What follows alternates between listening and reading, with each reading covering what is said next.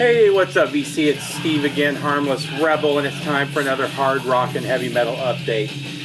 You know, I didn't realize how far behind I was on videos and how few videos I've actually released lately until today.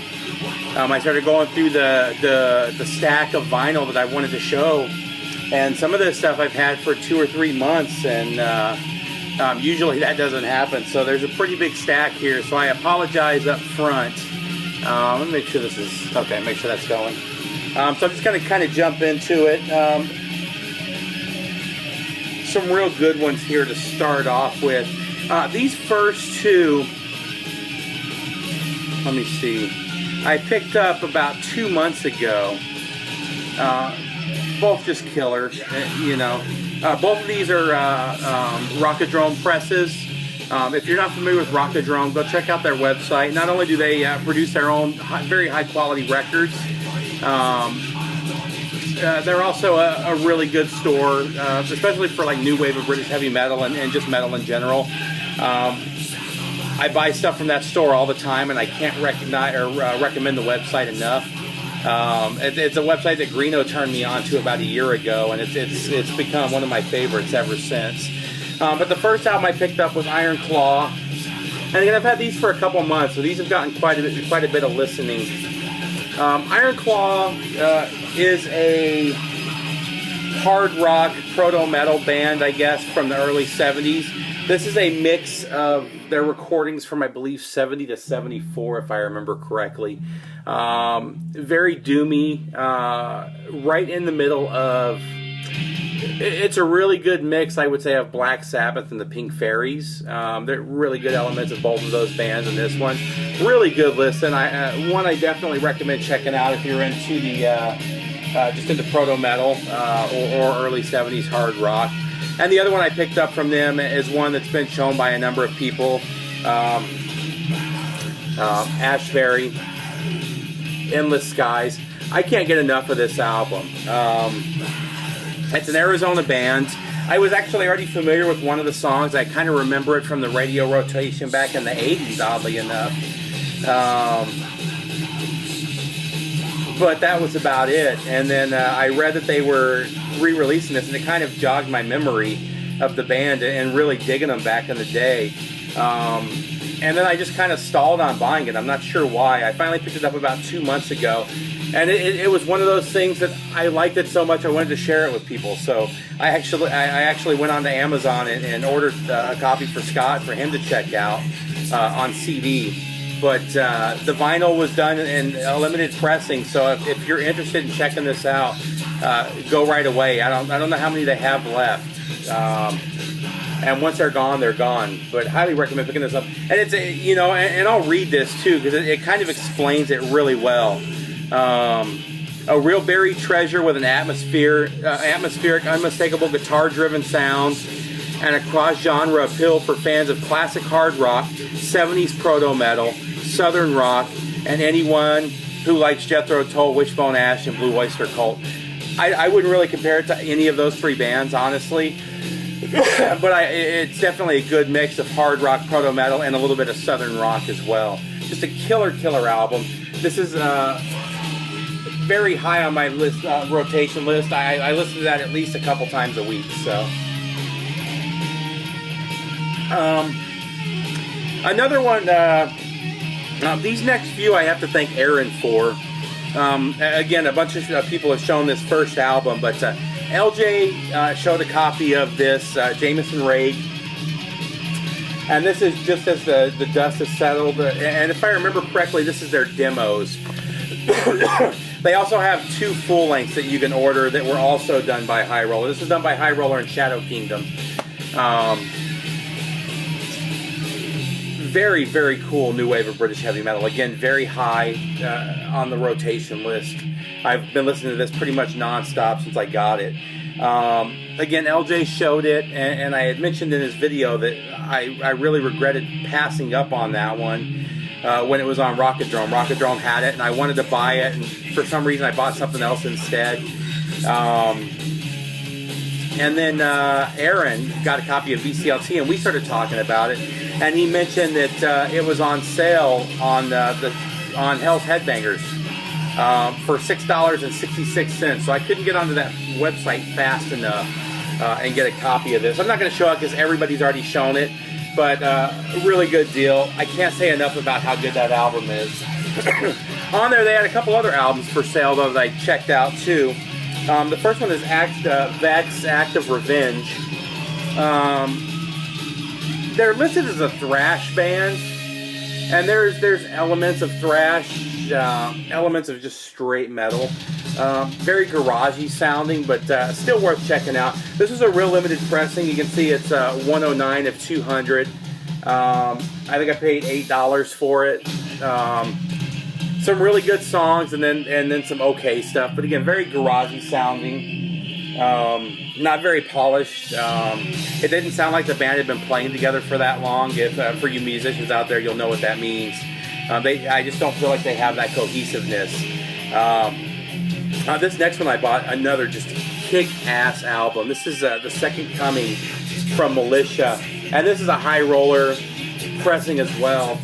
Man, I think Reno's going to have me hooked on the high roller stuff. I got to say, high roller, Buried by Time and Dust, Rockadrome. I love what these three labels are doing. They're taking a lot of these obscure 70s and 80s metal acts, new wave of British heavy metal acts that just didn't make it, compiling all their stuff onto one disc and putting it out there. And it's just killer stuff, man. Everything about the packaging from all three of those labels is just amazing. I don't know if you can see the soldiers in the background, the skeleton soldiers. This album kicks ass, very much in the vein of Hellstar. And when I listened to it, I kept thinking of the similarities with Hellstar. And then I read the bio from the band. And they're from the same metal scene, that same Texas scene that produced Hellstar. So there's a good chance that these guys knew each other and played in that same scene. But very much the high vocals that you would hear from from Hellstar. So if you like Hellstar, you're definitely going to love this, and I highly recommend picking this one up too. I think this one again was $8.88, and that ringwear is the sleeve. As you can tell, it's not the album itself, so highly recommended though. By the way, in the background, we're listening to Human Sacrifice from Vengeance Rising. I was lucky enough to get one of the limited box sets that Rock's put out. I'm not going to show it just because Scott just did a video. If you're interested in finding out, If you're interested in finding out about this set, just watch Scott's video. One of my favorite box sets, so it's just so well put together. You can see I'm this was number 6 of 10. Just Human Sacrifice, just an amazing album. And that's one of them that was part of that set, so let's just kind of jump in. Like I said, there's a bunch of stuff to show. This will probably be where we at right now. 8 minutes. It's going to be a long one, so again, I apologize ahead of time. Just start off with this one. This is one I recently found, paid a couple bucks for. Headpins. This is a Canadian hard rock band. This is their 3rd album, and without a doubt my least favorite. Whereas their last one was straight up hard rock with metal elements, this one they definitely jumped on that AOR bandwagon. While there's still some really good hard rockers on here, I'd say about 2/3 of it's just AOR, and it just kind of ruins the sound for me, ruins it. This one was a gold stamp promo. Like I said, the B-side still has some really good hard rock songs, but as a whole, I would stick with their first 2. The same dig, I picked up a copy of Mechanical Resonance from Tesla. This is their first album. Just a solid effort from Tesla. Killer album. Also, these next few, and these will kind of be mixed in, were some from oldies.com that I got a couple months ago and just never got around to showing. Rage, Execution Guaranteed, Great album. The Iron Eagle soundtrack. This was one of my favorite soundtracks and one of my favorite movies when it came out. I love this movie. I remember seeing it in the theaters. It really got overshadowed by Top Gun, which was in the theaters at the same time. For some reason, I think we went to see Top Gun and the line was too long, so we ended up seeing this one instead. And I just fell in love with this movie. But it's got Queen, Dio, Helix, King Cobra, Adrenaline. That's it for metal bands. It's also got George Clinton, Urgent, Eric Martin. Actually, the Eric Martin's kind of a hard rocker too. But picked up Fate's Warning. Probably my second favorite of their albums. Killer band there. And then Master of Disguise from Lizzie Borden. I'm a huge Lizzie Borden fan. I'm just a huge fan of this era of Metal Blade Records in general, you know. I've talked about that era before. Definitely some favorites of mine. I talked about this band a few videos ago. This is Cactus's self-titled debut from 1970. Killer album. I got their second album and really dug it. Definitely some hard rock elements to it. A little bit of psych, that hard psych sound. I like this one better than their second. Again, highly recommended. This one can get a little expensive. I got lucky and found it for relatively cheap. I don't even remember where I found this, but Straight Between the Eyes from Rainbow. Excuse me. This was Jolyn Turner on vocals here. Another from oldies.com. Dawkins, Beast from the East. This was one of them that I was missing. One of the few early era Dawkins that I didn't have. Also from that oldies.com was Lizzie Borden, Terrorizing. I'm not sure what the deal is with this cover. This is the first time I have seen this cover. And when I look it up on Discogs, it's usually on the European version that has this cover. The others have a different one. So I'm not sure if this was an earlier release or what the deal was. But regardless, this is Terrorizing. Also picked up Nightmares from Omen.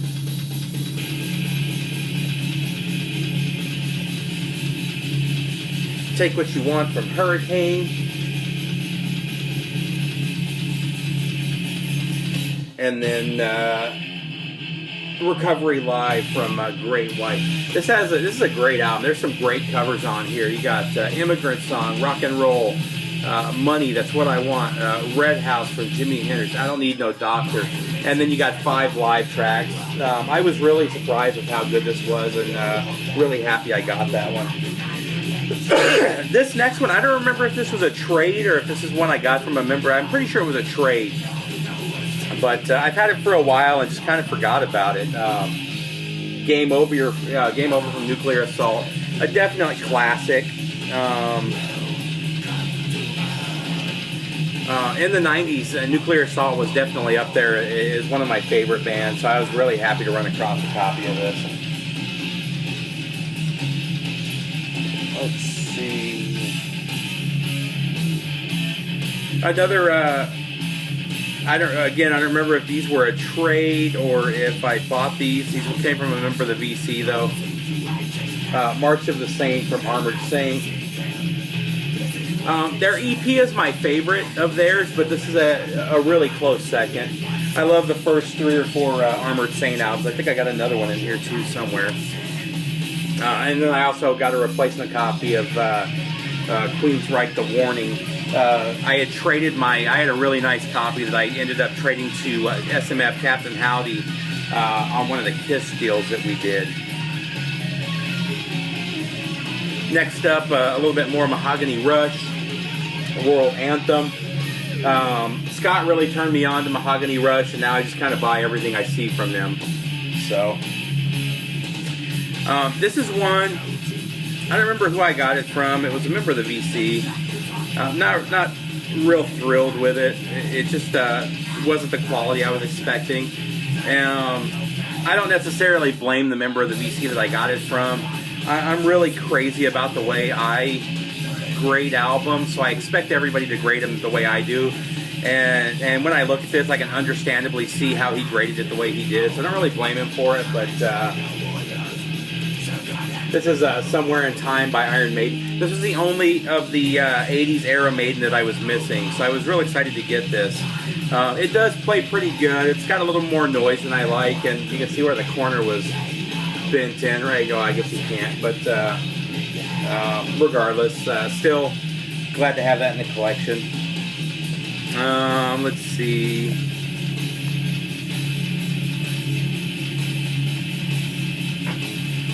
All right, this is the last of those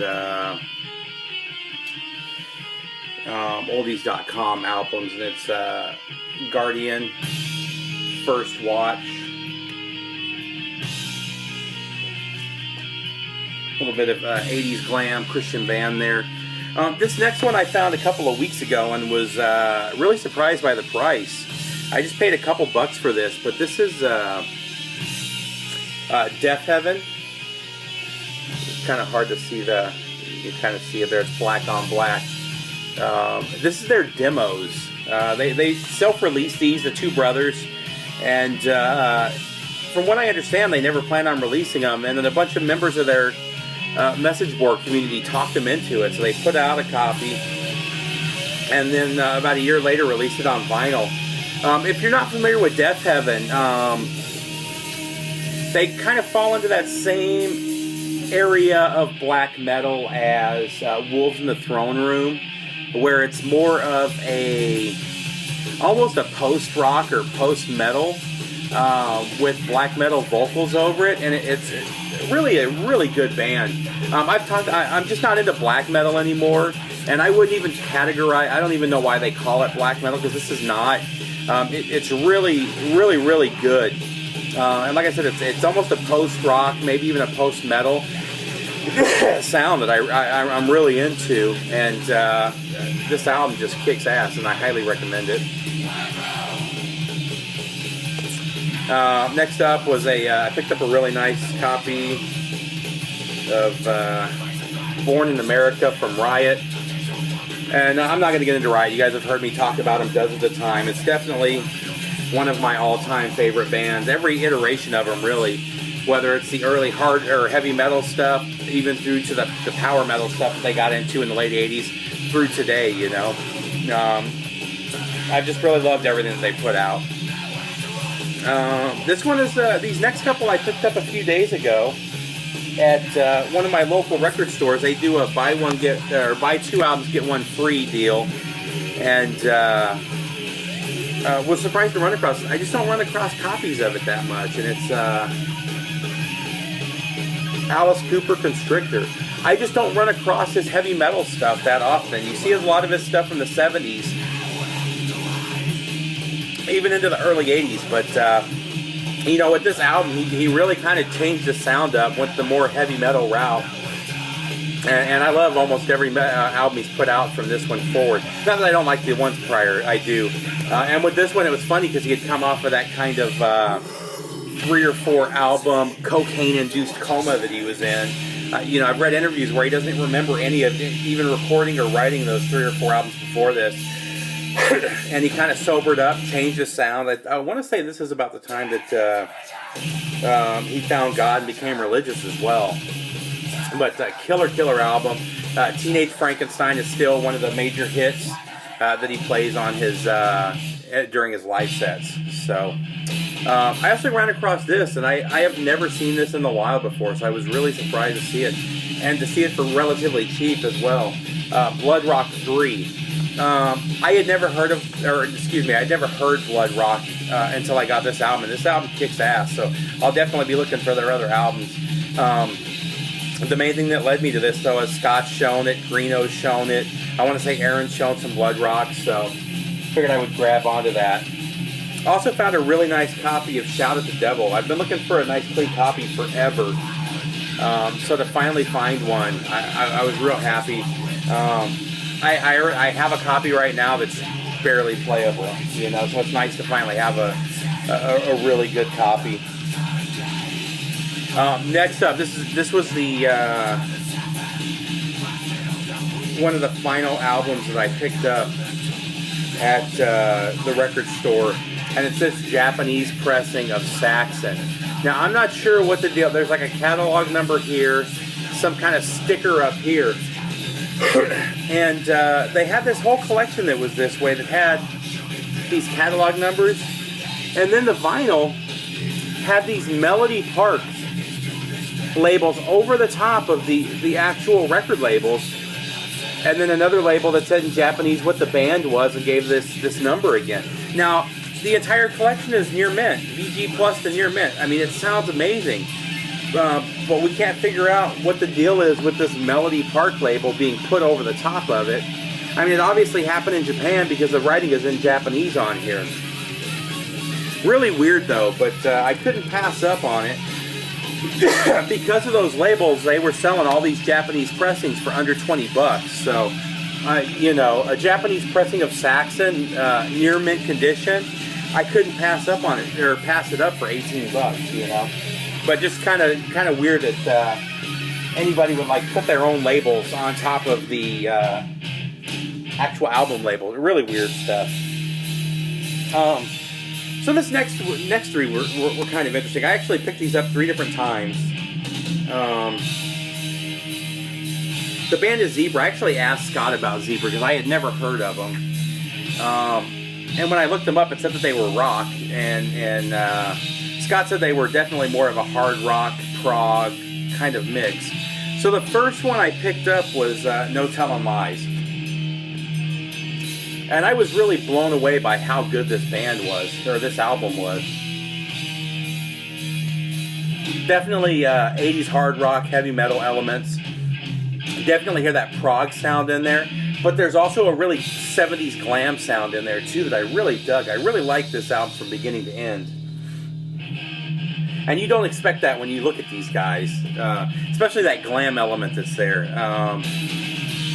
So then I picked up their third album and listened to this, and I was blown away by how bad this album was. I mean, and it's funny, I went back and read about this one. I read an article where the band was complaining that this was a what did they say? This was a chart failure because it only reached like 73 on the Billboard charts. So they decided to change their sound to this AOR sound. And I've read reviews of this where they say this album is genius. I don't get it. I just think there's a couple songs on here that are okay. I just think they killed their sound. And then I found their first one a few days ago. And this one kind of trashed down here, but the vinyl's really nice. But I paid $2 for it, so I wasn't going to pass on it. And this one definitely has more of a 70s hard rock, 70s prog sound. Very schizophrenic, this band. All 3 albums completely different. Without a doubt, though, No Tellin' Lies is by far their best album. It's really the only one I would recommend. Their self-titled album is actually pretty good too, but it sounds like they're copying, yes, they're copying Zeppelin, they're copying, you hear all these elements, but it's elements of other bands. It's like they're taking bits and pieces of other bands and shoving them together and into an album. Whereas this one, they kind of still do that a little bit, but they've kind of created their own sound out of it. And then by the third album, the AOR crap it killed it for me. Not much to say about this one. I ran across 3 Lockbox from Sammy Hagar for $2. I grabbed it. A couple of good songs, but nothing compared to his Van Halen or Montrose era stuff. This one wasn't very memorable. I may have to go back and give it a listen. It goes for pretty good money. I found it for cheap, but it's a self-titled album from Sweet Pain.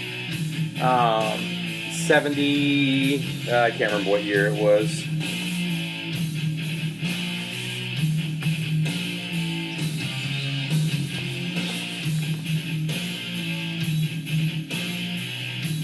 Who knows? It's early 70s. Early 70s hard rock, though. Worth checking out, and I'll give it another spin. You go through those periods where you're just not in the mood for something, and that may have been what was going on with this one. Just not very memorable to me. Ran across this one. This one kind of grabbed my eye. Sundays is another one of those labels to keep an eye out for.